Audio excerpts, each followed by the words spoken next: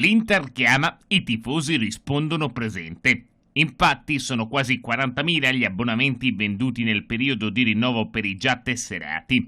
Numeri da record che confermano la stima e la fiducia verso Antonio Conte, il condottiero che i tifosi sperano guidi l'Inter alla conquista di un trofeo. Da giovedì 20 giugno è iniziata la vendita libera degli ultimi abbonamenti rimasti ed è già tutto praticamente sold out.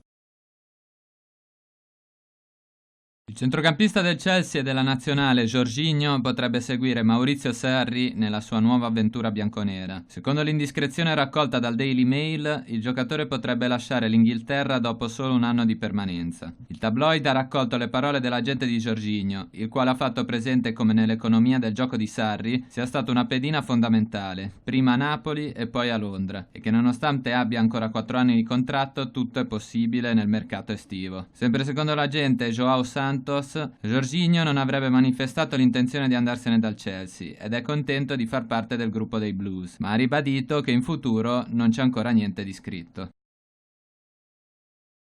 Il portiere del Real Madrid, Keylor Navas, potrebbe lasciare la Spagna per accasarsi al Benfica in Portogallo. Sfuma così un possibile obiettivo di 2 club italiani. Roma ed Inter, infatti, si erano interessate all'estremo difensore costaricano, ma dovranno arrendersi al pressing della società lusitana.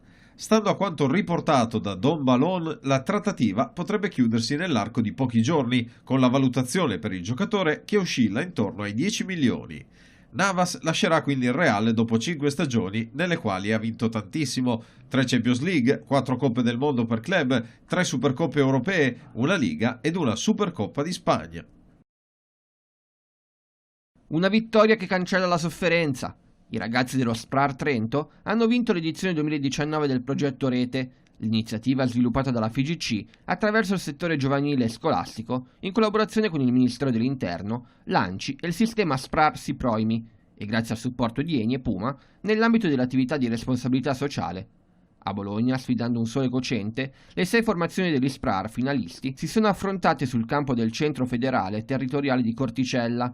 Particolarmente soddisfatti i vertici federali, a partire dal presidente della FIGC Gabriele Gravina e dal presidente del settore giovanile scolastico della FIGC Vito Tisci. Un progetto importante, un progetto che valorizza una delle più belle dimensioni del mondo del calcio. La FIGC ha sempre sostenuto questo progetto dall'inizio. Il nostro obiettivo è quello di regalare un sogno a questi ragazzi, farli divertire, farli aggregare, cercando di contrastare la loro solitudine e alleviare il loro disagio. In campo tante storie, come quella di Konate Adama Jr., 18enne della Costa d'Avorio e capitano della squadra dello SPRAR Lodi, che restituisce il senso del progetto Rete. Una giornata che corona il sogno di molti di loro, come ha sottolineato l'educatore dello SPRAR Lodi, Vincenzo Panicola. Questo è un progetto sportivo che attraverso lo sport cerca di integrare e dare la possibilità a questi ragazzi di giocare. Quindi il calcio è, come un po' per noi italiani, lo sport che un po' rappresenta un po' tutti, e quindi da 3 anni noi partecipiamo a questo. Il progetto ha coinvolto oltre 500 giovani stranieri, accolti in 49 strutture di tutto il territorio italiano, un successo in termini di partecipazione in costante crescita e che negli ultimi 5 anni ha permesso a circa 2000 ragazzi di prendere parte all'iniziativa.